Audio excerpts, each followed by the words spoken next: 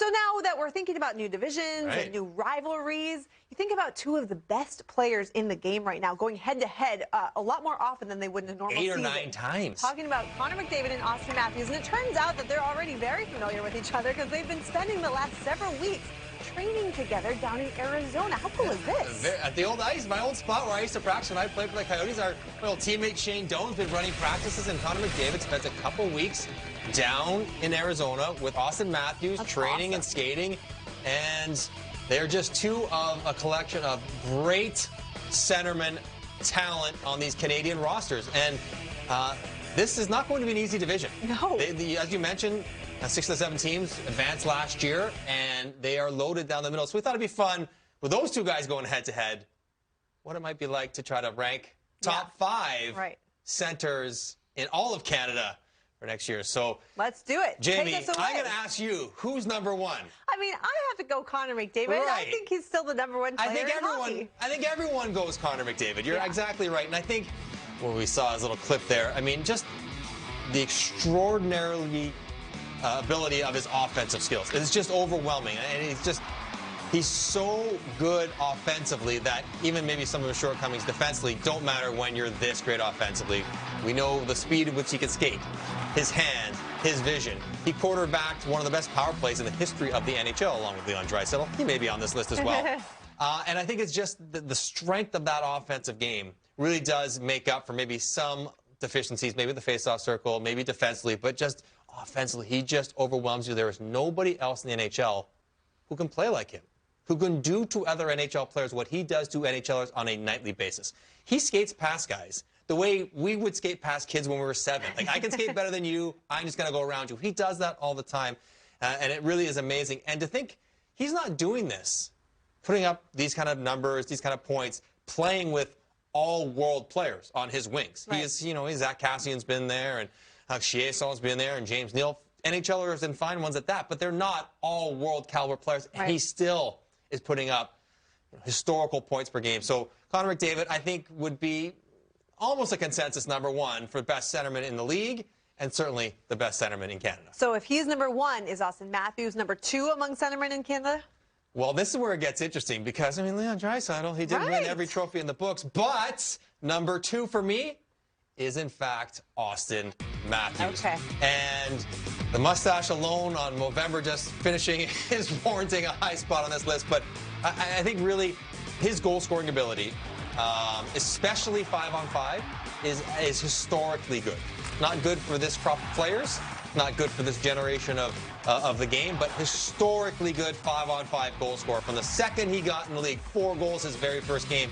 And I think he's getting better. Wow. And that's a scary thought. I thought in the playoffs, he took his game to another level. And that was already, he was playing at a level where he was 1 goal behind the Rocket race last year. Right. And he played better than that in the playoffs. He was dominant. Now, he is a bigger body than Connor McDavid, plays differently, doesn't use his speed the same way.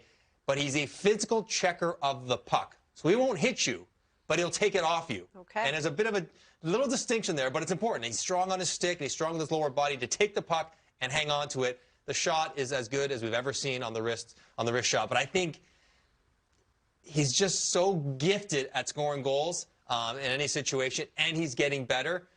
He got the number 2 spot for me. Okay, so we have a reigning Hart Trophy winner that has not taken the number 1 spot, has not taken the number 2 spot. Does he finally take the number 3 spot? Well, of course he doesn't. No, he does not. I gave the number 3 spot, and this is how highly I think of this cat. Elias Pettersson is my number 3 centerman. Jamie, he is just incredible with the puck and a more well-rounded player than Leon Draisaitl. So now, offensively, no question his numbers weren't quite there, but he's certainly more than a point-a-game player. He's good on the power play. He can score from distance. He can set up his line mates and get them to be very good. He was good in the playoffs. But really what separates him is that, you know, his underlying numbers, especially 5-on-5, are through the roof good. Wow. His expected goals for per minute played, his expected goals against per minute played, way lower and way higher than Draisaitl and McDavid and Matthews. I mean, he's that good. Now, he can't shoot it quite as well as those guys. There's different things he doesn't do quite as well.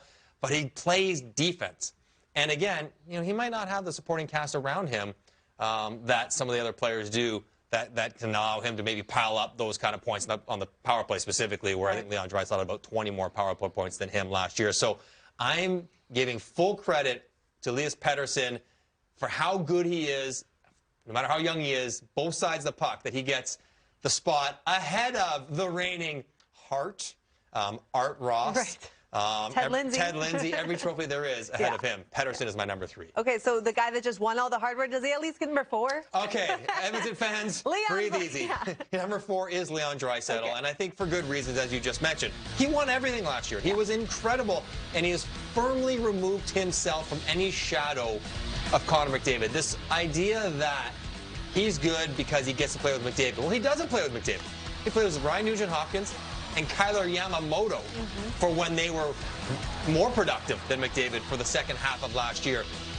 Amazing on the power play. Him and McDavid make that thing go, and I think, I like to pay a lot of attention to 5-on-5 numbers, but there's a power play part of the game too. And those goals count too. Right. And we should not discount his contribution to that historically great power play. I think he had a really poor month of December, especially defensively. Now, the entire team did, as did their goalie, so it exacerbated maybe his off play. But he got better as the season went along. The only thing he has luxury of is, even when you go up against Leon Draisaitl, he's a reigning Art Ross winner.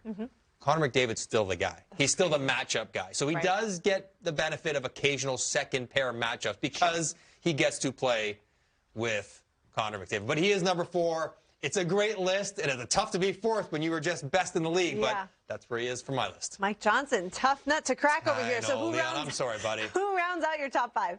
This is interesting because it's Mark Scheifele, it's John Tavares, and I went with the veteran in John Tavares. Okay. We can't sleep on how good this guy was. Yeah. He went through last year injury-plagued from the start of the season. He battled all kinds of ailments the entire year and still put up a point a game.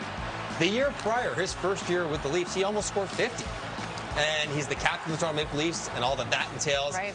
He is a very good leader on and off the ice, embraces defensive responsibilities, because when you play with Austin Matthews on your team, Austin is the best offensive player. So you're going to get some more defensive responsibilities, and he takes that on, and he's good at it. And I think that, for me, was maybe the differentiation between him and Mark Scheifele. Mark Scheifele offensively maybe a hair better at this point in his career, maybe. Okay. But I think defensively, John Tavares has a little bit of an edge there. So I gave the veteran, got to have some age on this group with all these young stars, the number 5 spot. So can we give an honorable mention to Scheifele, maybe? Can we add him as like maybe a 6th on your top 5? Listen, and I think as we did this exercise, I'm like, okay, well, there's 6 guys who've separated themselves. All respect to Bo Horvat or Sean Monahan or whatever. I mean, there's 6 guys for 5 spots. And Mark Scheifele is a clear number 6, but part of this group. And he is a hockey student. I say hockey nerd. Like, he loves watching, loves learning.